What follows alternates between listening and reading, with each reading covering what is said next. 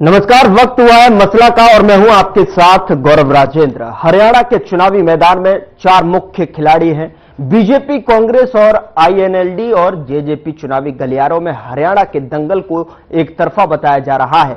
BJP सत्ता से race से बाहर नहीं है। बता दें कि कांग्रेस के हौसले लगातार बुलंद हैं, मगर सत्ता की चाबी निर्दलीयों के हाथ में ही रहेगी क्या? निर्दलीय मैदान में उतरे बागी चुनाव के गणित को उलझा रहे हैं। पिछले चुनाव में जीते निर्दलीय विधायकों से भी जनता खुश है, तो वहीं मुख्यमंत्री नायब सिंह सैनी ने कांग्रेस पार्टी को जमकर आड़े हाथों लेते हुए पूर्व मुख्यमंत्री भूपेंद्र हुड्डा से कई सवाल किए हैं। उन्होंने कहा है कि 2-2 रुपए मुआवजे के चेक देकर प्रदेश के भोले भाले किसानों के साथ मजाक करने वाली कांग्रेस पार्टी आज किस मुंह से किसान हितैषी होने का दावा कर रही है। उन्होंने कहा कि 10 सालों के शासन में कांग्रेस ने हरियाणा के किसानों की बेशकीमती जमीन का अधिग्रहण करके दिल्ली में बैठे कांग्रेस के दामाद को खुश करने का काम किया है। मुख्यमंत्री ने कहा कि किसानों का मसीहा होने का ढोंग कर रहे भूपेंद्र हुड्डा पहले यह बताएं कि अपने राज्य में उन्होंने किसानों के साथ छल करके अलावा उनकी भलाई के लिए आखिर कौन सा बड़ा काम किया है।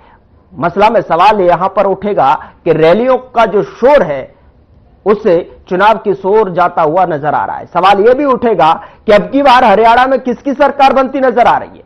एक और सवाल यहां पर यह उठ रहा है कि हरियाणा में जातीय फॉर्मूला कितने असरदार होंगे।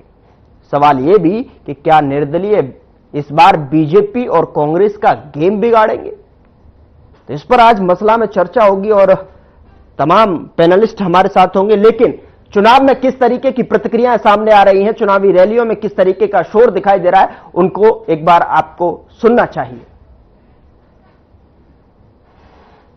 भाजपा सरकार में हरियाणा आज खेती और उद्योग दोनों मामलों में देश के टॉप राज्यों में अपनी जगह बना रहा है। जब औद्योगिकरण बढ़ता है तो इसका सबसे अधिक फायदा गरीब को, किसान को और दलित को होता है। बाबा साहब आंबेडकर, जिन्होंने बाबा साहब आंबेडकर को पढ़ा होगा, न पढ़ा हो तो पढ़ ले। बाबा साहब आंबेडकर मानते थे कि दलितों के सशक्तिकरण में उद्योगों की बड़ी भूमिका होती है। कांग्रेस बताए कि किसानों की, भोले भाले किसानों की जमीन को छीनकर, लूटकर दामाद को देने का दिल्ली में बैठ करके किसानों से किया है। किसानों से किस मुंह से आज आपको नजर मिला रही है। और मैं ये भी पूछना चाहता हूँ, कांग्रेस और उसके सीएलयू गैंग ने के चाल, चेहरा, चरित्र को हरियाणा का एक एक किसान पहचानता है। अगर राहुल गांधी, हुड्डा जी किसानों ने कान पकड़कर 100 बार भी माफी मांगे तब भी हरियाणा का किसान उसको कभी माफ नहीं करेगा। राहुल गांधी जी के नाना प्रधानमंत्री रहे, दादी प्रधानमंत्री रही, इनके पिताजी प्रधानमंत्री रहे, तो इनको पता नहीं है कि उस वक्त ब्रेन ड्रेन किसको कहते थे। उस वक्त ब्रेन ड्रेन का कितना रिवाज था। हिंदुस्तान का जो काबिल लोग थे वो नौकरी की चाह में ठोकरें खा खा के विदेशों में जाते थे। ये उन्हीं की तो फैमिली है, राहुल गांधी। 750 किसानों की शहादत हो गई, किसानों पर लाठियां बरसवाई गई, आंसू गैस छोड़ी गई, उनके रास्तों में कीले गड़वाई गई, चट्टानें लगवाई गई। हरियाणा के तमाम किसानों पर फर्जी मुकदमे और एनआईए के केसेस तक चलवाए गए। इन्हीं किसानों को बीजेपी के नेताओं ने आतंकी, मवाली, गुंडा, खालिस्तानी, ना जाने क्या क्या कहा। तो नरेंद्र मोदी को अपनी नाक रगड़ के काले किसान कानून वापस लेने पड़े। लेकिन कल भाजपा की सांसद कंगना रनौत जी का कहना है कि ये तीनों कानून वापस आने चाहिए। तो फैसला तो हरियाणा करेगा कि क्या ये कानून वापस आएंगे या नहीं आएंगे। एक एमपी का व्यक्तिगत विचार क्या होता है, और अभी तक भारतीय जनता पार्टी का कोई भी अधिकृत बयान नहीं आया है। आज मोदी जी आ रहे हैं सोनीपत, मोदी जी बोले मंच से कि हम किसान कानून वापस नहीं लाएंगे। नड्डा जी निकाले चिट्ठी, नड्डा जी बुलाए एजेंसी को और बोले कि नहीं, हम काले किसान कानून वापस नहीं लाएंगे। जब हम बीजेपी की चुप्पी देख रहे हैं, जब हम ये देख रहे हैं कि इसका अधिकृत तौर पर इसको गलत भी नहीं कहा जा रहा है, तो हम क्यों ना माने कि यह पार्टी का स्टैंड है। तो आपने सुना कि किस तरीके से जो है अब की बार जो चुनावी दंगल देखने को मिल रहा है हरियाणा में, उसमें जो है जुबानी जंग जिस तरीके से हावी होती जा रही है, उससे तय है कि सामने जो मुकाबला है वो दिलचस्प मोड़ पर आता हुआ नजर आ रहा है और जनता के पाले में गेंद है। लेकिन फैसला जनता करेगी, क्योंकि जनता ही जनार्दन है और जिसको वो चाहेगी वो सत्ता की कुर्सी तक उसको पहुंचाएगी। लेकिन हरियाणा के गणित को अगर समझें कि जिस तरीके से जो है दलित वोट बैंक और जिस तरीके से जाट वोट बैंक को अगर कंबाइंड कर दिया जाता है, तो कहा जाता है कि अगर दोनों एक ही पाले में अगर पोल करें तो उसको सत्ता तक पहुंचने में आसानी हासिल होती है। यानी कि 20% जो है दलित और 25% जाट जब मिलकर 45% हो जाते तो सत्ता की कुर्सी तक पहुंचने का गेम जो है आसान हो जाता है। उसको लेकर जो है तमाम तरीके के कयास लगाए जा रहे हैं। पूरी पार्टियां अपनी जद्दोजहद में लगी हुई हैं। तमाम बड़े दिग्गज जो है अखाड़े में उतरते हुए नजर आ रहे हैं और राजनीतिक दिग्गज कहेंगे। जिस तरीके से नरेंद्र मोदी के रैली और उसके बाद जो है आम आदमी पार्टी केजरीवाल जो है अरविंद केजरीवाल भी वहां रैली में नजर आए और दूसरी तरफ जो है बहन कुमारी मायावती भी रैली में नजर आई। तो ऐसे में दिग्गज जो है इस बार अखाड़े में पहुंचते हुए साफ तौर पर नजर आ रहे हैं, चूंकि मुकाबले में अब कम समय रह गया है और ऐसे में कोई भी पार्टी जो है अपना कोई भी कोर कसर यहां पर छोड़ना नहीं चाह रही है। पूरी एड़ी चोटी का जोर जो है कार्यकर्ता के साथ साथ यहां पर दिग्गज भी राजनीतिक मैदान में लगाते हुए नजर आ रहे हैं। लेकिन बहुत सारे सवाल यहां पर उठ रहे हैं, जिसका जिक्र जो है मसला में आज हम अपने पैनलिस्ट से यहां पर करते हुए साफ तौर पर नजर आएंगे और टटोलने की कोशिश करेंगे कि अब की बार हरियाणा में किसकी सरकार बनती हुई नजर आ रही है। क्योंकि जो रैलियों में जिस तरीके से भयंकर शोर दिखाई दे रहा है, उससे किस दिशा की ओर जो है चुनाव जाता हुआ नजर आ रहा है।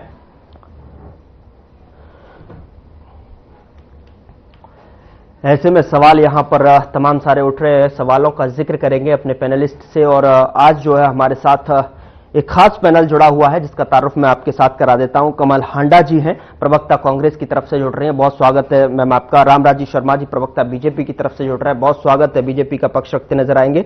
रजवंत डहीनवाल प्रवक्ता इनेलो की तरफ से जुड़ रहे हैं, स्वागत है सर आपका भी। मनोज कुमार वरिष्ठ पत्रकार के तौर पर हमारे साथ बैठे हैं, चूंकि धरातल पर किस तरीके की एक्टिविटी गतिविधियां हो रही हैं उस पर भी नजर जो है मनोज जी लगातार बनाए हुए हैं, तो उनसे भी जानने की कोशिश करेंगे कि किस तरीके का जो है समीकरण यहां पर उठता हुआ नजर आ रहा है। तो सबसे पहले शुरुआत जो है मैं रामराजी शर्मा जी आपसे करना चाहूंगा। शर्मा जी, जिस तरीके से जो है अब मैदान में दिग्गज जो है महारथी कहेंगे राजनीति के अखाड़े में कूद चुके हैं और जिस तरीके से बड़ी बड़ी रैलियों में जो है अब जो है शोर भयंकर सुनाई दे रहा है, उसे चुनाव जो है किस तरफ किस दिशा की ओर जाता हुआ नजर आ रहा है? देखो, मैं आपको बताना चाहूंगा, जिस तरह से हमारे देवतुल्य जनता जनार्दन ने विश्व के सबसे लोकप्रिय और ताकतवर प्रधानमंत्री आदरणीय नरेंद्र मोदी जी को तीसरी बार मौका दिया है, उनको प्रधानमंत्री बनाया है, तो ऐसे ही हरियाणा में भी हमारी देवतुल्य जनता जो भगवान का रूप है वो हमारे को आशीर्वाद देगी और तीसरी बार हमारी सरकार बनेगी। और आदरणीय नायब सिंह सैनी जी जो युवाओं के हृदय सम्राट हैं, बहुत ही मिलनसार हैं, छत्ती बरादरी के मसीहा हैं, तो उनको दूसरी बार मुख्यमंत्री बनने का आशीर्वाद देगी। और आज हमारे देवतुल्य प्रधानमंत्री आदरणीय नरेंद्र मोदी जी आए थे गोहाना में, वो जीत का मंत्र देंगे और जनता ने विशाल जन सैलाब के रूप में उमड़कर उनको आशीर्वाद दिया। तो मैं समझता हूं जिस तरह से जनता का आशीर्वाद, प्यार, दुलार हमारे को मिल रहा है और आदरणीय हमारे प्रधानमंत्री जी ने जिस तरह से हमारी सरकार की तारीफ करी, नायब जी हमारे माननीय मुख्यमंत्री जी को आशीर्वाद दिया, उनके उपलब्धियां बताई और उनकी कार्यों की तारीफ करी और उन्होंने हरियाणवी भी बोली। उन्होंने कहा भाई नायब सैनी जी तो अक्सर कहते हैं भाइयों ये मुख्यमंत्री कुर्सी भी थारी है, मैं भी थारा हूं और सीएम रेजिडेंस भी थारा है, भाई तेरा तुझको अर्पण क्या लागे मेरा, सब कुछ थारा है भाई, मैंने थारा आशीर्वाद की जरूरत है। तो जिस तरह से जनता उनको आशीर्वाद दे रही है तो मैं समझता हूं केंद्र की भांति हरियाणा में भी हमारी सरकार बनने जा रही है। मैं आपको बताना चाहूंगा और मैं लेट इसलिए जुड़ा हूं, ये गढ़वाली गांव है जुलाना हल्के का, गढ़वाली गांव गढ़वाली। तो मैं अभी उनके कार्यक्रम में था, फिर आपने कह दिया नहीं भाई जुड़ना ही पड़ेगा क्योंकि मैं कार्यक्रम छोड़ के आया हूं। और हमारे बहुत ही युवा कैप्टन जो हमारे बैरागी जी हैं, कैप्टन योगेश जी, तो उनको जिस तरह से 36 बरादरी का आशीर्वाद मिल रहा है, तो जिस तरह से अब भी ये हमारी लोकल भाषा में बोलते पिरे से, ये चौपाड़ है, ये ठाडी बरी है, जिस तरह से इनको आशीर्वाद दे रही है और वो भी 36 बरादरी। तो मैं दावे के साथ कह सकता हूं जुलाना में पहली बार कमल खेलने जा रहा है जुलाना में, और एक अंतर्राष्ट्रीय खिलाड़ी हमारी बेटी जो हमारे साथ वाले गांव की बहू भी है, उनकी शादी हो रखी है साथ वाले गांव में, बख्ता खेड़ा में, वो और ये गांव बिल्कुल साथ साथ हैं, तो वो आज तीसरे नंबर पे चल रही है क्योंकि उसका कैरियर खराब कर दिया। उनके ताऊ जी ने भी कहा, उनके चाचा जी ने, आदरणीय फोकाट साहब ने, उनकी बहन ने भी कहा कि हमारी बहन का कैरियर खराब कर दिया कांग्रेस ने, और जिस तरह से कांग्रेस खिलाड़ियों का यूज कर रही है, वह हमारी बेटी है, हमारी बेटी एक अंतर्राष्ट्रीय खिलाड़ी थी, उसको ले गए इन्होंने, जिस तरह से यहाँ पे इन्हें राजनीति में लाए हैं और आज वो तीसरे नंबर पे चल रही है। और पहले नंबर पे हमारे कैप्टन योगेश बैरागी जी जो 36 बरादरी के चेते हैं और 36 बरादरी के बेटे हैं, उनको जिस तरह से समर्थन मिल रहा है और जुलाना में पहली बार कमल खेलने जा रहा है, तो इससे और बड़ा चमत्कार क्या होगा। हमारी देशी भाषा में का आग्रह, मैं भगवान उतर के आ रहा है भाई, कति भगवान उतर के आ रहा है, तो आड़े जुलाना में तो भाई भगवान उतर के आ रहा है। और तीसरी बार हमारी सरकार बनने जा रही है क्योंकि हमने काम किया है, केंद्र में भी हमने काम किया है। केंद्र में जिस तरह से विदेश में डंका बजा है, हमारी धाक जमी है, और जिस तरह से हमारा आर्थिक दृष्टि से हम मजबूत हुए हैं, जिस तरह से रक्षा के क्षेत्र में हम आत्मनिर्भर हुए हैं और एक भव्य ऐतिहासिक राम मंदिर का निर्माण अयोध्या धाम में हुआ है। धारा 335 और 35 से जम्मू कश्मीर से हटाई गई है, इसमें विशेष योगदान हमारे प्रसिद्ध रणनीतिकार हमारे चाणक्य और लोह पुरुष जो सरदार पटेल जी के बाद में सबसे मजबूत गृह मंत्री के रूप में जाने जाते हैं, आदरणीय हमारे अमित शाह जी का विशेष योगदान रहा है। तो हरियाणा में भी उनकी विशेष नजर है और मैं समझता हूं जिस तरह से नौकरियों में हमने पारदर्शिता अपनाई है। पहले नौकरियां कैसे मिलती थी, पहले मुख्यमंत्री अपने क्षेत्र से बाहर नहीं निकलता था, पहले परिवारवाद, क्षेत्रवाद, भाई भतीजावाद, जातिवाद, इस वाद के आधार पर नौकरियां मिलती थी। हमने इस वाद को तोड़ा। आज किसान का बेटा, मजदूर का बेटा, गरीब का बेटा बिना खर्ची बिना प्रतीक है, जिसकी 3 पीढ़ी खाली चली गई, कोई चपरासी नहीं लगा था, आज कलासवान अफसर लग रहा है। ये नायब सिंह सैनी सरकार लगा रही है, ये अपना आप में बहुत बड़ा उदाहरण है।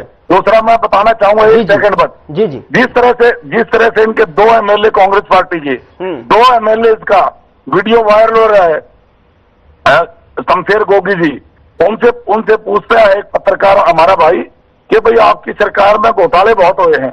उन्होंने कहा अरे घोटालों के बगैर सरकार चलती है क्या। सुभाष बत्रा जी उनका हाथ मार रहे, हमारे बड़े भाई हैं सुभाष बत्रा जी, हम सम्मान करते हैं, तो वो उनका हाथ मारे, उनको रोक रहे हैं।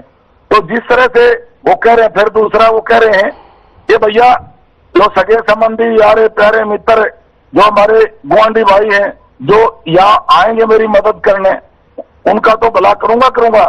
पहले पर जनता बाढ़ में जाए पहले अपना घर भरूंगा।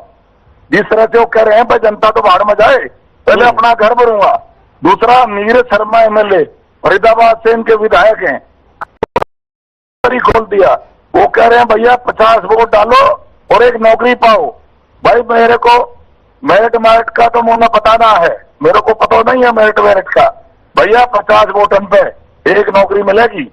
और जिस तरह से उन्होंने कहा भाई कोई जोड़ा भर देगा, जोड़ा मतलब रुपए का जोड़ा, भाई जो जोड़ा भर देगा उसको क्या नौकरियां दे देंगे। तो जिस तरह से नौकरियां अभी से ये कर रहे हैं, ना नॉमन तेल होगा ना रात नाचेगी।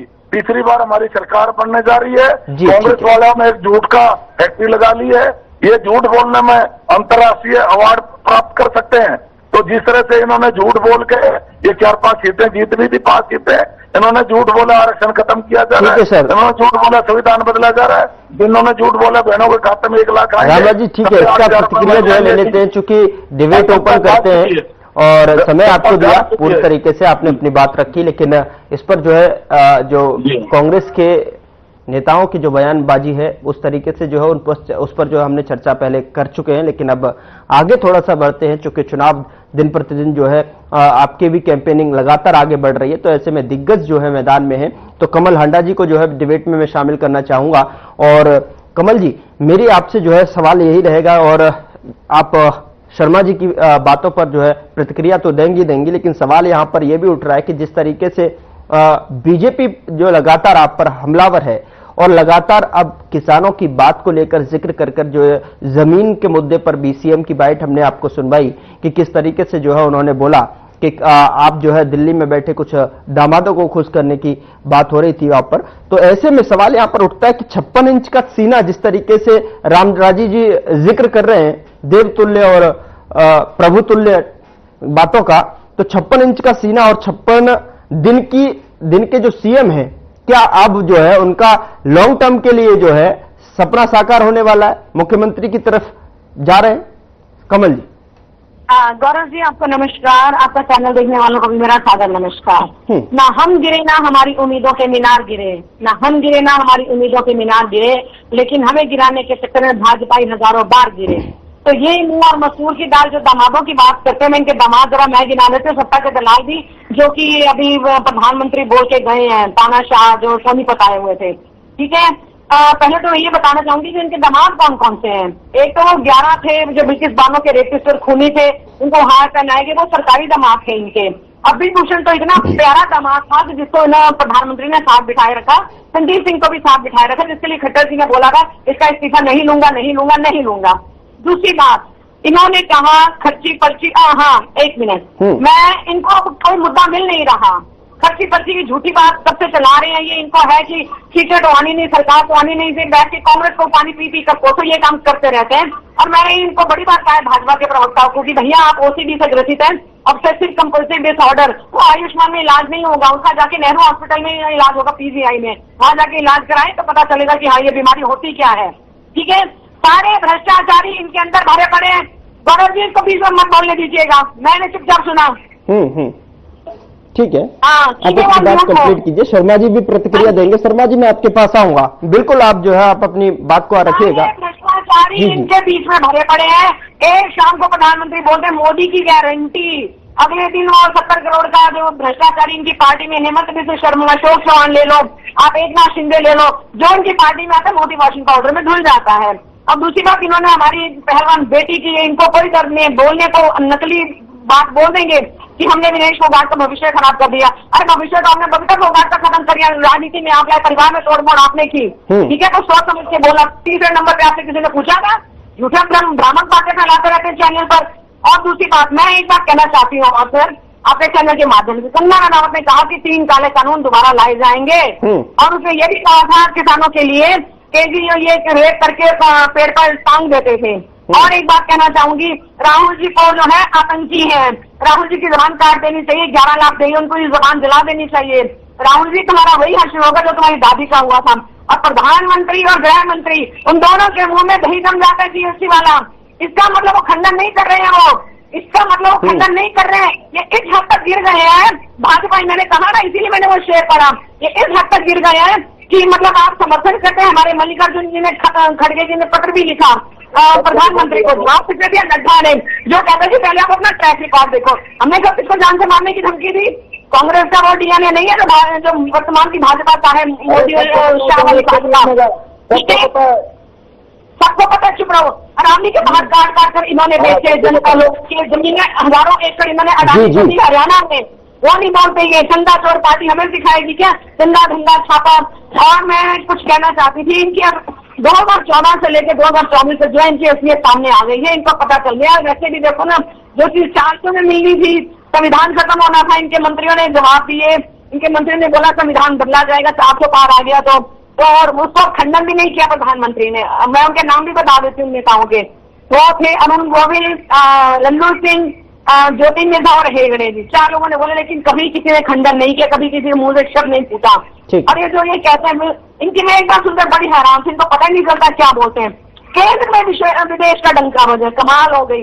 अब राहुल जी जब यूएस जाते हैं तब ये कहते हैं देश विरोधी ताकतों से मिलते हैं। अब प्रधानमंत्री गए हैं, अब प्रधानमंत्री यूएस गए हैं, मुझे यहाँ पर इंटरप्ट करना पड़ रहा है बीच में आपको, जो कि मुझे एक छोटे से ब्रेक के लिए रुकना पड़ रहा है। और जो है ब्रेक के उस पार जो है मैं आपकी बात को कंप्लीट सुनूंगा और सवाल भी आपसे लूंगा, लेकिन एक छोटे से ब्रेक के लिए रुक रहे। ब्रेक के उस पार जो है चर्चा और सवालों का दौर लगातार जारी है।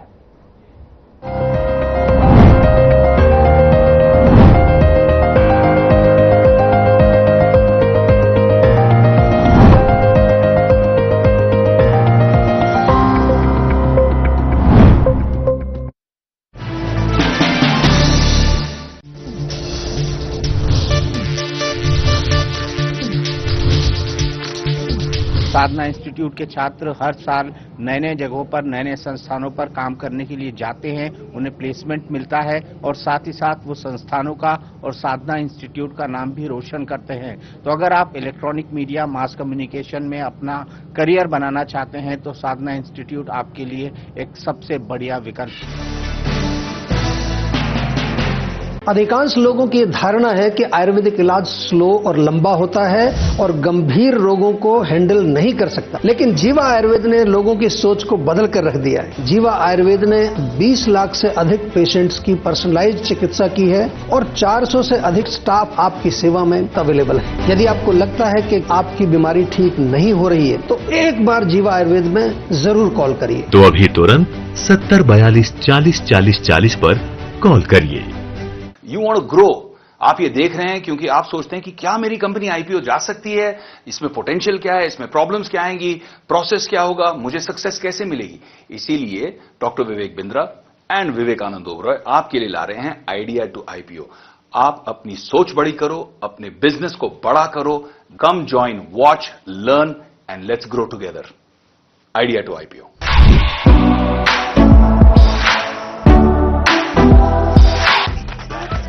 मैं क्या जी, सब जानते हैं, जहां दिखे मारियो, अपना समझ के खा लियो। स्वाद से सबको दीवाना कर दे, दीवाना कर दे। पता का चाय, गजब का स्वाद।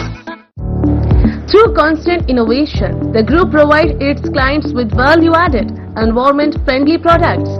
We are committed to provide quality products and services at optimum cost with the continuous improvement in the quality management system. Producing high-value paper, making us India's largest producer of branded papers, fine papers and packaging broad segments. Focused on customers in all our operations. Hence, extensive investments are made towards people and people practices. KRPL world's leading eco-friendly paper from agro residue. मजीद left ले। हाँ भाई। सत श्री अकाल जी। दिलजीत, तू जानता ही नहीं? हमारी तो पुरानी फ्रेंडशिप है जी।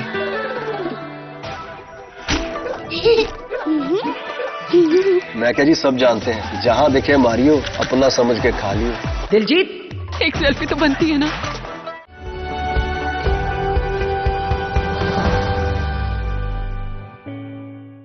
आप हकीम साहब से कैसे जुड़ी? मैं टीवी में इनका प्रोग्राम देखती थी, ईश्वर चैनल पे। मैम, आपने घुटनों के दर्द के लिए कौन सी दवाई का इस्तेमाल किया? सिया गोंद। कब तक खाया? मैंने 3 महीने खाए हैं। हाँ हाँ। 50% से मैं ज्यादा ठीक हूँ। पहले क्या परेशानी आती थी जब घुटनों का दर्द शुरू हुआ?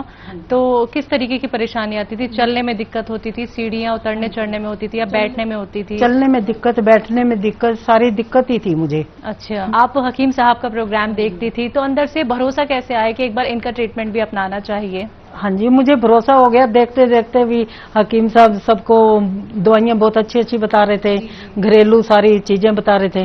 उसके बाद 1 महीने के अंदर अंदर मुझे फर्क दिखना चालू हो गया।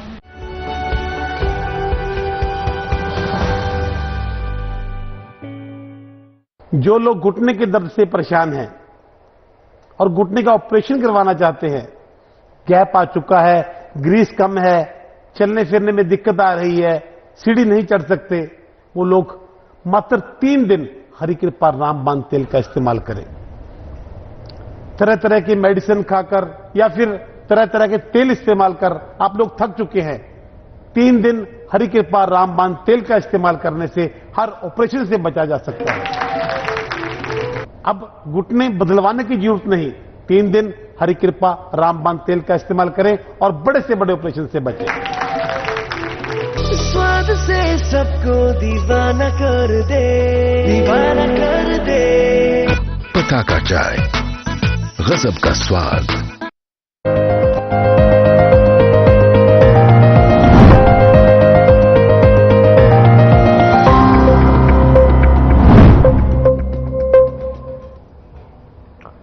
ब्रेक के बाद स्वागत है आपका मसला में। और मसला में चर्चा, हरियाणा में जिस तरीके से चुनाव में रैलियों में जो भयंकर शोर दिखाई दे रहा है, उससे सवाल उठ रहा है कि चुनाव किस दिशा की ओर जाता हुआ दिखाई दे रहा है।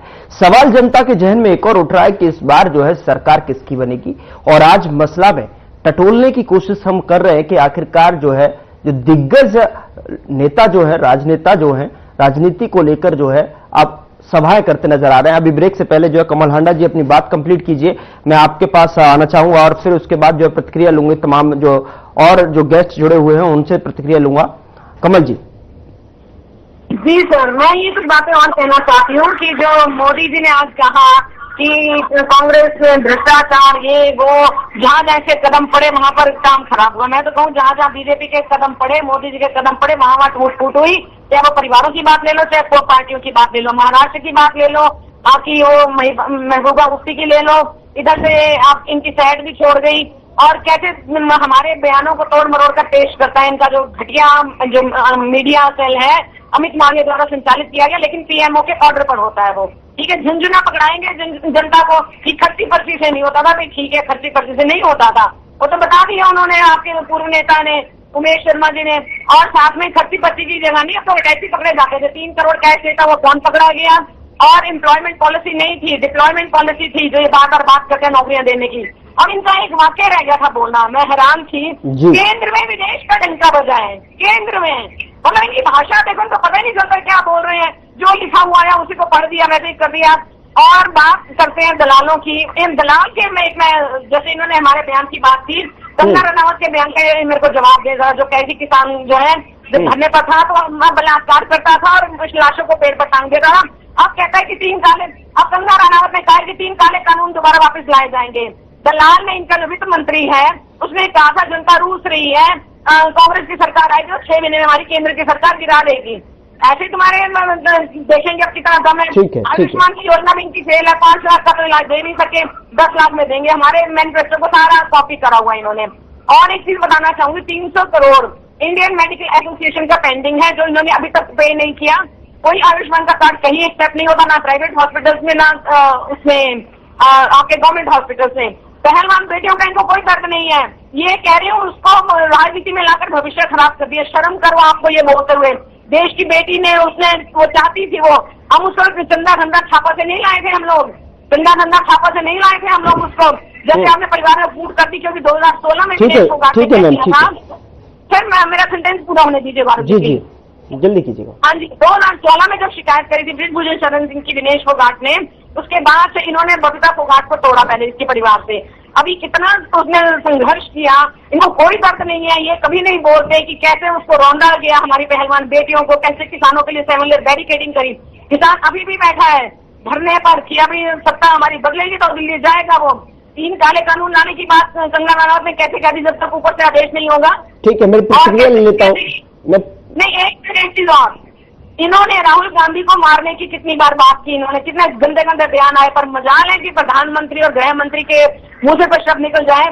वो जो रणजीत सिंह बिट्टू जिसने कहा था आतंकवादी है, राहुल जी को कहा था, तो फिर अरेस्ट करे ना राहुल जी को। या इनके गृह मंत्री भी में भी ताकत नहीं है कि राहुल जी के सामने खड़े हो सके। रजवंत जी भी काफी समय से और मनोज कुमार जी भी काफी समय से इंतजार कर रहे हैं, तो रजवंत जी को भी मैं शामिल करता हूं। रजवंत जी, आपकी तरफ से किस तरीके की प्रतिक्रिया है, क्योंकि सामने जो है तमाम दिग्गज इस बार जो है मैदान में हैं, और जो है इस बार क्या आपको लग रहा है कि जातीय फॉर्मूला असरदार होगा? धन्यवाद जी, आपने लगभग 33 मिनट बाद मेरे को समय दिया है। मैं तो सोचा सुनने के लिए बताया है, क्योंकि जिस प्रकार से जो काम चल रहा था उसमें कई बार ऐसा माहौल क्रिएट हो जाता है कि केवल और केवल बीजेपी और कांग्रेस ही अपनी बात रखती है। लेकिन हकीकत यह है कि जनता को जो चीज चाहिए, आप कभी उस पर भी ध्यान रख लिया। तो असल में क्या है कि भारतीय जनता पार्टी, नहीं आपको पूरा समय मिलेगा सर बोलने के लिए, कोई बात नहीं, मेहरबानी। एक बार कोई चीज अगर एक बार पूछे कि भारतीय जनता पार्टी प्रदेश में कब आई, क्यों आई, इसके पीछे एक लॉजिक तो यही है ना कि भारतीय जनता पार्टी प्रदेश में तब आई जब कांग्रेस का शासन था, उस समय भ्रष्टाचार चरम पर था, और हरियाणा का बच्चा बच्चा ये कहता था कि आज भ्रष्टाचार की वजह से हमें कांग्रेस को सत्ता से बेदखल करना पड़ रहा है। इसका मतलब ये है कि कांग्रेस के शासन में बहुत सारा भ्रष्टाचार था, और बहुत ज्यादा भ्रष्टाचार होने की वजह से उन्होंने भारतीय जनता पार्टी को मौका दे दिया। स्वाभाविक यही चीज है। लेकिन अब जब ये बार बार बात आ रही है कि भारतीय जनता पार्टी ने कांग्रेस से एक कदम बढ़कर और भ्रष्टाचार बढ़ाया, महंगाई बढ़ाई, बेरोजगारी बढ़ाई, या हम ये कह सकते हैं कि जो बार बार किसानों के हितैषी होने का दावा कर रहे थे, ढोंग कर रहे थे, उन्होंने 750 किसानों की शहादत देने के बाद भी कभी उन्होंने किसान आंदोलन के बारे में किस प्रकार से बयानबाजी की, ये किसी से छुपे हुए नहीं है। अगर ये अपने आप को कहते हैं कि हम खिलाड़ी हितैषी हैं, तो किस प्रकार से हमारे बहन बेटियों को परेशान किया गया, किस प्रकार से उनको घसीट कर मारा गया, किस प्रकार से उनको अपमानित करने का काम किया, ये किसी से छपा हुआ नहीं है। जो ओपीएस की एक बात कर रहे थे, जो कांग्रेस वाले हमारे भाई बात कर रहे हैं, हमारी बहन बात कर रही है कि ओपीएस हम ला कर देंगे, ओपीएस को हम दोबारा लागू करेंगे, तो एक बार इनसे ये भी पूछिए कि ओपीएस को खत्म किसने किया था। तो ये चीजें मैं इसलिए बताना चाह रहा हूं कि कांग्रेस और भारतीय जनता पार्टी, हरियाणा की जनता 10 साल उनका देख चुकी है। एक कभी भी कोई भी व्यक्ति किसी भी चीज का अंदाजा तब लगा सकता है, उसका कैलकुलेशन तब करता है जब उसको देख लेता है, परख लेता है। अब जब भारतीय जनता पार्टी को, कांग्रेस को इंडियन नेशनल दल का जो समय था, उन्होंने वो देखा है, तो उन्होंने एक यही चीज का अंदाजा लगाया कि बेहतर कौन है, बेहतर कौन और क्यों। तो वो कौन और क्यों का जवाब मैं आज आपको बता देता हूं कि जब चौधरी ओम प्रकाश चौटाला हरियाणा के मुख्यमंत्री थे, तो उस समय शायद इनको ध्यान में हो, खजाना सरप्लस में था। और उसके बाद 10 साल बाद चौधरी भूपेंद्र सिंह हुड्डा ने शासन किया 2014 तक, तो उस समय खजाने पर जो हरियाणा प्रदेश की जनता के ऊपर कर्जा था 1,10,000 करोड़ रुपए था, और आज वही कर्जा 2024 तक 4 लाख करोड़ हो चुका है। तो जनता ये देख चुकी है, जान रही है कि किस प्रकार से चौधरी ओम प्रकाश चौटाला की जो कार्यशैली थी वो, और किस प्रकार से आज कांग्रेस और भारतीय जनता पार्टी की कार्यशैली है वो, उसमें अंतर छाटना उनके लिए कोई बड़ी बात नहीं है। वो समझ चुके हैं कि ये लोग लूट और खसूट की नीति को अपनाते हैं, हरियाणा की जनता को बेवकूफ समझते हैं, पागल बनाकर वोट हथियाने का काम करते हैं, लेकिन इनकी दाल नहीं गलने वाली। इसलिए उन्होंने इंडियन नेशनल दल पार्टी और बहुजन समाज पार्टी का जो गठबंधन हुआ है, उस गठबंधन में अपना विश्वास जताया है। और आज मैं आपको बताना चाहूंगा कि 25 तारीख पर जननायक चौधरी देवीलाल जी के जन्मोत्सव पर, और आज बहन मायावती जी हरियाणा की धरती पर उन्होंने अपने कदम रखे, और जिस प्रकार से उन्होंने हरियाणा की अनाज मंडी में लाखों की भीड़ को संबोधित करने का काम किया, तो मैं आज शायद आपका भी, हमारे आपके मीडिया के साथी भी वहां पर मिलेंगे थे वहां पर, तो उनसे भी एक बार इस चीज के लिए कंफर्म करना कि वहां पर 3 रैलियां हुई, और वो 3 रैलियां कैसे हुई। एक रैली वो थी जिसको मायावती जी संबोधित कर रही थी, और जो टीन शेड के अंदर थी। एक रैली वो थी जो बाहर, जिनको जगह नहीं मिल पाई वो बाहर थे, और एक रैली वहां पर हो रही थी जो लोग रैली तक पहुंच ही नहीं पाए। ऐसा पहली बार हुआ है कि इतनी बड़ी संख्या में वहां पर लोग हुजूम के साथ पहुंचे हैं, जो एक इसका मतलब सीधा ये होगा कि हरियाणा की जनता तख्ता पलट कर देना चाहती है, और उनको उम्मीद है कि वो एक ऐसी पार्टी का साथ देने का काम कर रहे हैं, ऐसे गठबंधन का साथ देने का काम कर रहे हैं जो किसान, मजदूर, कमेरे का साथी है, जो किसान कमेरे मजदूर की आवाज को बुलंद करने वाला है, उनकी समस्याओं को सुनने वाला है, उनका समाधान करने वाला है। तो जनता ने मन बना लिया। अब ये यहाँ पर बैठकर के किसी का भी सरकार बनाए, किसी का भी गुण गाए, लेकिन जनता इनकी हकीकत को जान चुकी है, पहचान चुकी है। अब शर्मा जी बार बार कह तो देते हैं कि हमने ये काम किया, वो काम किया। अब शर्मा जी से एक बार यही तो चीज पूछो, शर्मा जी आपने बहुत अच्छे काम कर दिए, भारतीय जनता पार्टी के शासन में बहुत अच्छे काम कर दिए, तो उसके बाद क्या वजह हुई कि आपको इंतजार कर रहे हैं? ठीक है रजवंत जी, ठीक है, आपने अपनी बात रखी, जो है प्रतिक्रिया अब लूंगा मैं, लेकिन एक थोड़ा सा समीकरण को जानने की कोशिश करते हैं, चूंकि हमारे साथ वरिष्ठ पत्रकार भी हमारे साथ मनोज कुमार जी जुड़े हुए हैं। मनोज जी, क्या आपको लग रहा है कि इस बार जो हरियाणा में चुनाव चल रहा है, धरातल पर जो आप स्थिति देख रहे हैं कि जिस तरीके से रैलियों की भरमार इस वक्त है, और यकीनन जब चुनाव होता है तो आमतौर पर बड़े बड़े दिग्गज जो है अखाड़े में कूदते हैं और जनता को अपनी विशेषताएं बताने की कोशिश करते हैं, और अमूमन जो है देखा गया है कि हर पार्टी अपने आप को अव्वल साबित करती है। कहीं न कहीं इस बार अगर मैं समझना चाहूंगा आपसे कि जिस तरीके से जो निर्दलियों का हरियाणा के अंदर जो दबदबा है, उसको देखते हुए क्या आपको लग रहा है कि कांग्रेस और बीजेपी का कहीं न कहीं गेम बिगाड़ सकते हैं निर्दलीय? आप सही बता रहे हैं कि जैसे जैसे इलेक्शन जो है नजदीक आते जा रहा है और सभी पार्टी के सीनियर लीडर चुनाव प्रचार में जुट गए हैं। जैसे आज प्रधानमंत्री ने आज एड्रेस किया, पब्लिक एड्रेस किया, कल राहुल गांधी करेंगे, उसके बाद अमित शाह भी आने वाले हैं, और अरविंद केजरीवाल जी ने भी आज पब्लिक एड्रेस किया, और मायावती जी ने भी आज पब्लिक एड्रेस किया। तो जैसे जैसे अब नजदीक आते रहेगा और जो लीडर्स हैं, सीनियर लीडर, वो आएंगे और पब्लिक को अपनी ओर आकर्षित करेंगे और वोट मांगेंगे। और जहाँ तक आपने बताया कि निर्दलीय का क्या रोल होने वाला है, इस बार देखा गया है कि बागी कैंडिडेट जो भी हो, चाहे कांग्रेस का हो, चाहे भारतीय जनता पार्टी का हो, बागी कैंडिडेट दोनों पार्टी में है, तो और वो इंडिपेंडेंट इलेक्शन लड़ रहे हैं, तो दोनों पार्टी को एटलीस्ट जो है प्रॉब्लम होने वाला है आने वाले समय में। अगर लास्ट विधानसभा इलेक्शन की अगर हम बात करें तो जो भी बागी थे भारतीय जनता पार्टी के लगभग 3-4 थे, कांग्रेस के भी थे, वो भी जीत के आए थे, तो उससे जो है भारतीय जनता पार्टी को प्रॉब्लम हो गया था, क्योंकि इंडिपेंडेंट और जेजेपी के समर्थन लेना पड़ा था। इस बार भी जो है कांग्रेस पार्टी में बहुत से बागी हैं, जैसे अम्बाला कैंट की बात करें तो यहाँ चित्रा सरवाला भी जो है इंडिपेंडेंट इलेक्शन लड़ रही है, लास्ट टाइम वो जो है फिर इंडिपेंडेंट इलेक्शन लड़ी थी।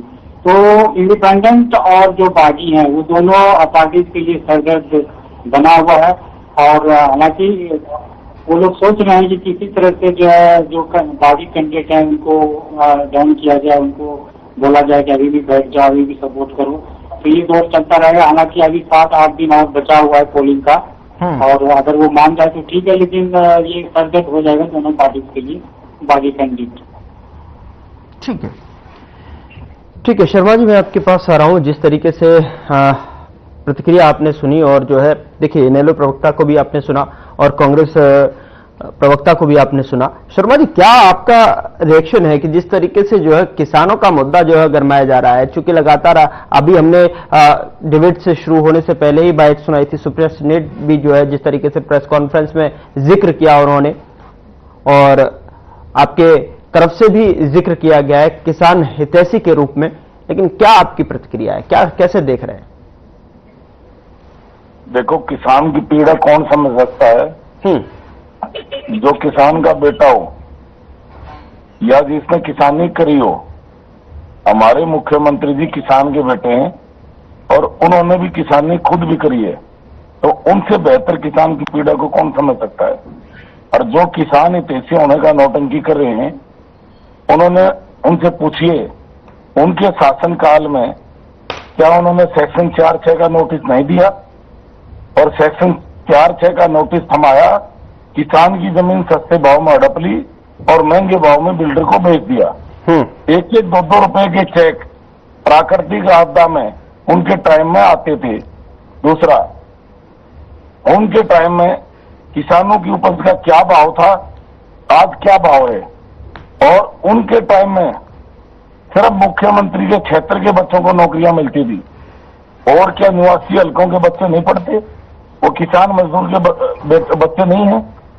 तो हमने हमारे माननीय प्रधानमंत्री जी उन्होंने 6,000 रुपए सालाना खाद बीज के लिए किसानों के खाते में वो डालते हैं। दूसरा, हमारे माननीय मुख्यमंत्री जी उन्होंने महसूस किया अब की बार बारिश थोड़ी लेट हुई, 2,000 रुपए उन्होंने प्रति एकड़ के हिसाब से बोनस के रूप में किसान को दिए, उनके खाते में डाल दी।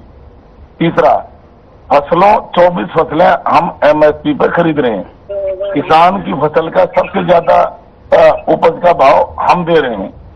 आगे मैं बताऊं, आज किसान का बेटा, मजदूर का बेटा बिना खर्चे बिना प्रति के, जिसकी 3 पीढ़ी खाली चलेगी, कोई चपरासी नहीं लगा था, आज क्लास 1 अफसर लग रहा है। ये हमारी नायब सिंह सैनी सरकार लगा रही है, ये हमारी उपलब्धि है। आज बिना किसान की मर्जी के 1 इंच भी जमीन कोई हड़प नहीं सकता। जैसे इन्होंने कांग्रेस के टाइम में इन्होंने हड़पी और जो इनकी राजमाता जी के दामाद हैं उनको हैंडओवर कर दी और बिल्डरों को बेच दी। और जहां जहां इनका शासन था, हिमाचल में इनका शासन था, हरियाणा में इनका शासन था, और वहां पे क्या नाम है, हिमाचल में इनका शासन था, तो इसलिए इनकी जो दुकान थी वो दुकान बंद हो चुकी है और जनता ने इनको नकार दिया है। इन्होंने झूठ बोल के ये 5 सीटें हथियाई थी, 1 सीट हम कम मार्जिन से हमने लूज किया था, तो इन्होंने झूठ बोला, इनकी झूठ की दुकान बंद हो चुकी है। अच्छा, इन्होंने झूठ बोला है, ठीक है, चुका है, जनता जाग चुकी है। इन्होंने झूठ बोला संविधान बदला जा रहा है, इन्होंने झूठ बोला आरक्षण खत्म किया जा रहा है, इन्होंने झूठ बोला आरक्षण खत्म किया जा रहा है, इन्होंने झूठ बोला कि खाते में 8,500 रुपए महीना आएंगे खटाखट फटाफट, तो इन्होंने झूठे गारंटी कार्ड तक लेके आए थे, वो पूरे हो चुके हैं। मैं ये पूछ रहा हूँ कि क्या वजह हुई कि आपने 400 हवा क्या वजह हुई जब आपने इतने काम किए, उसके बाद भी किसान आपको आज भी गले नहीं लगा रही? क्या वजह हुई कि आज भी जनता आपको गाँव में नहीं घुसने दे रही? क्या वजह हुई कि खिलाड़ी आपका सम्मान नहीं कर रहे? क्या वजह हुई, ऐसा तो बताओ, क्या वजह हुई कि खिलाड़ी ओपीएस के कर्मचारी आपके खिलाफ हो गए? वजह तो बता दीजिए, ऐसी क्या वजह है कि जिसकी वजह से हर वर्ग आपके खिलाफ है? वजह बता के हमें हो चुकी हो, वो भ्रष्टाचार के ऊपर बात करते हैं, उनको शर्म आनी चाहिए। और उनके टाइम में आपके ना कि आप करोड़ों रुपए पकड़े गए थे, करोड़ों रुपए पकड़े गए थे, किसी से छुपा बावजूद भी ये कहते हैं कि आप ईमानदार हैं, तो आप ईमानदार, आप हरियाणा की जनता को नहीं चाहिए। आपके चरित्र के बारे में, चाल के बारे में हरियाणा की जनता बिल्कुल जान चुकी है। आप लोगों को हरियाणा की जनता कभी भी नहीं जाएगी। हुआ कि नहीं हुआ बताएं आप, आपके शासन में 75,000 रजिस्ट्रियां कोरोना काल के दौरान हुई कि नहीं हुई? घोटाला हुआ कि नहीं हुआ? शराब घोटाला हुआ कि नहीं हुआ? धान घोटाला हुआ कि नहीं हुआ? खनन घोटाला हुआ कि नहीं हुआ? अब घोटाले आपके शासन में क्यों हुए? घोटाला में सजावट नहीं हुई। जिन लोगों के बारे में मैं पूछ रहा हूँ, आपके शासन में घोटाले हुए कि नहीं हुए? सर एक ही करके मैं आपके पास आऊंगा रजनीश जी, मैं आपके पास आऊंगा। बाद आप इस तरह की बातें कर रहे हैं, आपके मुखिया की बताइए ना। ठीक है, वॉइस जो है किया था उनका जो मुखिया था वो कहा गया था, एक बार बताएं। उनके साथ 4.5 साल आपने मलाई खाई थी, वो कौन थे? एक बार बता के तो जाए, हरियाणा की जनता को भी पता लगे कि एक हाथ में क्या है, दूसरे हाथ में क्या आपके। आप लोगों की नीयत और आपकी जो करनी और करनी में दिन रात का फर्क है। शर्म आनी चाहिए भारतीय जनता पार्टी के नेताओं को। और मैं आपको शर्मा जी आज इस चीज के लिए मैं पूरी तरह बता रहा हूँ, वो दिन दूर नहीं जब कोई भारतीय जनता पार्टी का नाम लेने वाला नहीं मिलेगा। आज के समय जब आप ये कह रहे हो कि आप तीसरी बार सत्ता में आ रहे हो, आज के जो झंडे जो प्रदेश के जनता घर घर में लगे हुए थे, आज वो हरियाणा की जनता ने वो झंडे उतार कर फेंक दिए हैं। जो लोग बार बार ये कहते थे कि मोदी भगत थे, उनका चश्मा उतर गया है।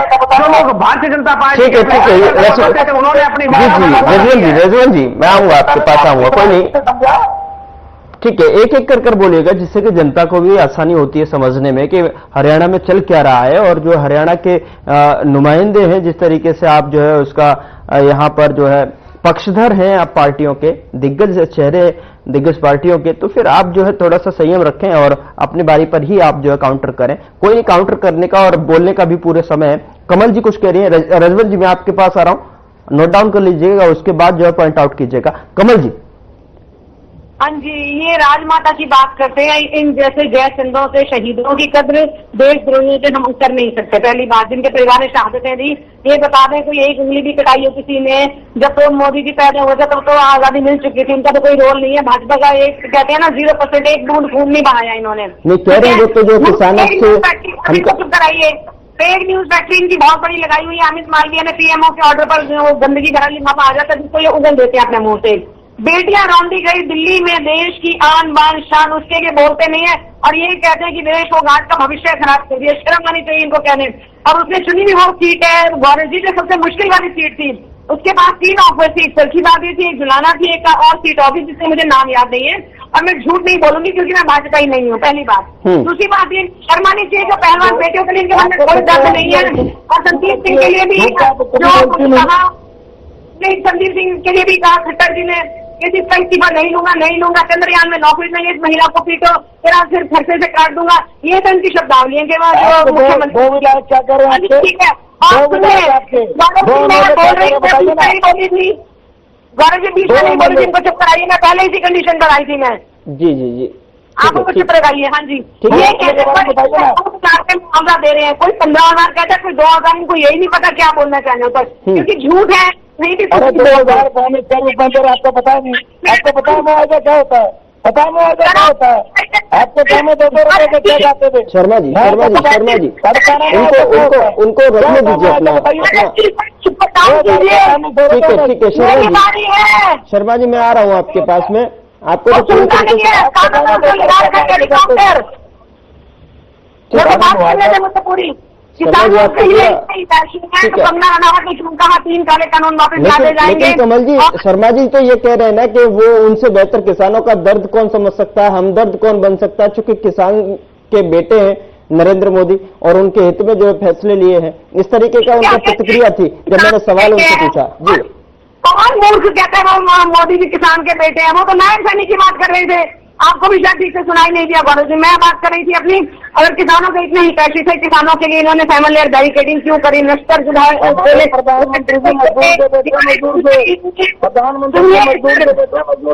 अरे चुप रहो भाई, तुम्हारा रटाया बहुत सुन लिया बार, दुनिया लोग भी नहीं, कोई सुनना नहीं चाहता। तुम्हें हमारी बात सुनो। काबलों ने इनकी सड़कें बनाई है, काबलों ने सारे काम किए।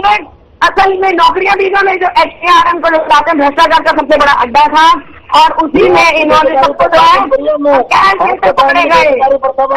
ये करे हुए लोगों को सफाई कर्मचारी की नौकरी करनी पड़ रही है। शर्मा जी मैं आपके पास आया, आप पूरी तरीके से आपके पास जब आया आपने प्रतिक्रिया पूरी तरीके से रख ली थी, किसानों के मुद्दे पर भी आपने जमकर बोला था। ठीक है, उसी सवाल को मैंने बस प्रतिक्रिया लेना चाह रहा हूँ। कमल जी आप अपनी बात को कंप्लीट कीजिए। गौरव जी मेरा टाइम बर्बाद हो रहा है। जी प्लीज मैं इन्हें के प्रवक्ता का थोड़ा जवाब देना चाहूंगी। मैं इन्होंने बड़ी बड़ी बातें की। इनको पहली बात तो ये बता दूं 10-10 साल इनके दोनों सुप्रीमो जेल में रहकर आए। आप सवाल पूछे भाजपा से, लेकिन आप जो है ड्रामा कर रहे हैं। मैं आपको एक वीडियो दिखा देती हूँ गोपाल कांडा की, जिसमें उसने कहा है कि BSP INLD और बीजेपी मिलकर हैट्रिक लगाएंगे, ये उसका है। आप कहेंगे तो वीडियो दिखा दूंगी मैं गोपाल कांडा की। इसलिए आप ड्रामेबाजी मत कीजिए चैनल पर कि आप बीजेपी से आप सवाल पूछ रहे हैं कि एक जिन्हें कहते हैं ना रस्म अदायगी कर रहे हैं कि बस आप बीजेपी से कुछ कहना है, उसके खिलाफ कुछ बोलना है तो बोलना है। अजय सिंह एक दूसरे को गालियां दे रहे हैं, वो उसको गालियां दे रहा है, वो उसको गालियां दे रहा है। वही तो दिलाल है ना जिनको हमारे हुदा खान ने 3 बार संसद के चुनाव में हराया था, ये भी याद दिला दूं चैनल के माध्यम से। और दूसरी बात, अब आप 1 लाख करोड़ का कर्जा कहते हैं, कभी 1,10,000 करोड़ का कहते हैं, कभी 70 लाख का कहते हैं। आपका भी कुछ श्योर नहीं है। एक्चुअली कर्जा जो है 56 और 60 लाख करोड़ के बीच में था 1966 से लेकर 2014 तक। और उसमें कितने काम किए हमने, कितनी सेंट्रल यूनिवर्सिटीज बनाई, हॉस्पिटल बनाए, PGI एम्स के लेवल के, हमने मेडिकल कॉलेजेस कितने बनाए। कोई एक आपने बनाया हो इनेलो वालों ने या भाजपा वालों ने, उसका नाम बताया। रुक जाइए जरा, रुक जाइए, आपके बीच में नहीं बोलनी थी, रुक जाइए। जल्दी से कंप्लीट कीजिए क्योंकि समय कम है। मैं फाइनल कमेंट की तरफ बढ़ूंगा। कमल जी प्लीज कंप्लीट कीजिए। खत्म नहीं हुआ सर, बीच में फिर बोलते हैं। कमल जी प्लीज कंप्लीट कीजिए, मुझे फाइनल कमेंट की तरफ बढ़ना है। जी नहीं सर, मैं बता दूं ना 2-3 पॉइंट्स मेरे। जी जल्दी 1966 से लेकर 2014 तक सर 56,000 से 60,000 करोड़ के विजय कर रहा था। इस टाइम 4.5 लाख करोड़ का कर रहा होगा, जिसमें काम एक भी नहीं हुआ। इनके पास काम गिनाने को नहीं है। इनको पता है भाजपा सत्ता से जा रही है, इसलिए इनको लगता है कि कांग्रेस को कोसो, उसको बोलो कि भ्रष्टाचारी। जबकि चंदा चोर, चंदा धंधा छापा करने वाली कौन सी पार्टी थी? पीएम केयर्स को आरटीआई के दायरे से क्यों बाहर रखा? या आपने ये चंदा धंधा छापा को भी आरटीआई के दायरे से बाहर क्यों रखा? ये बताया 20,000 करोड़। अभी तो सेबी की भी जो इनकी दरोगा बनी हुई थी, जो चेक करना था, जिसमें अडानी के घपलेबाजी, उसकी भी अभी तो पता चल रहा है कि वो भी इनके साथ मिली हुई थी, और सुनिए, और दूसरी बात आप बता दो, मैं सुन ले भाई, सुन ले, अरे सुन ले, समझ ले भाई, सुन ले। शुरू करवा देते हैं, क्या बात है? ये बदल बात है। देखिए, आप एक दूसरे के बीच में जो है इंटरप्ट करेंगे तो समय बर्बाद होता है, समय जाया होता है। और चूंकि मुझे समय इजाजत नहीं दे रहा है, मैं माफी के साथ में इंटरप्ट करना चाहूंगा। फाइनल कमेंट की तरफ मुझे बढ़ना है। एक शब्द में जो है आप जो है एक सेंटेंस में क्लियर कंप्लीट कर दीजिएगा। कमल जी, एक सेंटेंस में प्लीज। अभी जैसे बता रहे थे, इतनी भीड़ है, इसका मतलब आपकी बात है, पहले आपके पास कोई नहीं था, 1.5% वोट पर आप अटक गए। आप तो 10 की 2 सीटों पर लड़ने की बात कर रहे थे, लेकिन आप 4-5 सीटें जीते, उसमें से भी 1.5% वोट आपको आया।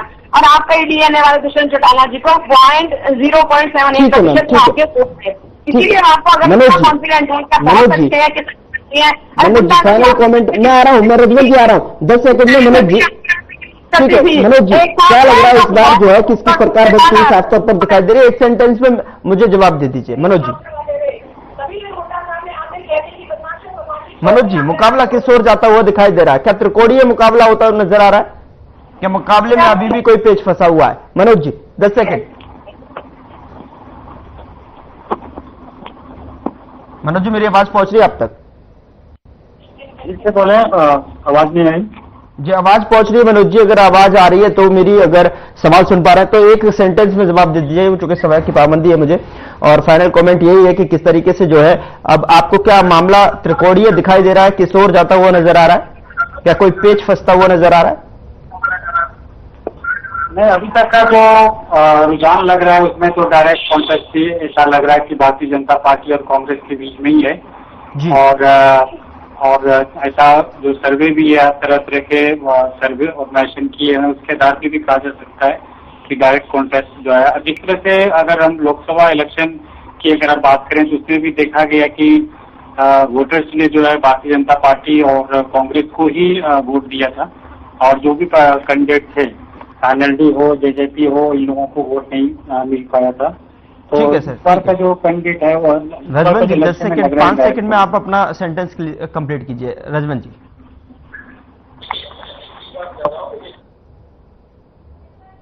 उन्होंने गलत रखे थे, इनको शायद ध्यान नहीं है कि चौधरी भूपेंद्र सिंह हुड्डा ने अपने खुद स्वीकार किए हुए फैक्ट्स हैं। सर मैं फाइनल कमेंट कंफर्म कर रहा हूं, आप आर्ग्यू करने के लिए यहाँ पर बैठे, आप टीवी पे बैठे हो, यहाँ पे घर में झगड़ा थोड़ी करना है, लेकिन यहाँ पर हम मुद्दों की लड़ाई लड़ रहे हैं, आपसे लड़ाई नहीं लड़ रहे। ठीक है शर्मा जी, क्या आपको लग रहा है कि इन सभी मुद्दों का जो है सर चुनाव पर देखने को मिल रहा है कि आप अकेले ही कितना कर्जा हुआ था? आप एक बार जी जवाब दे रहे हैं।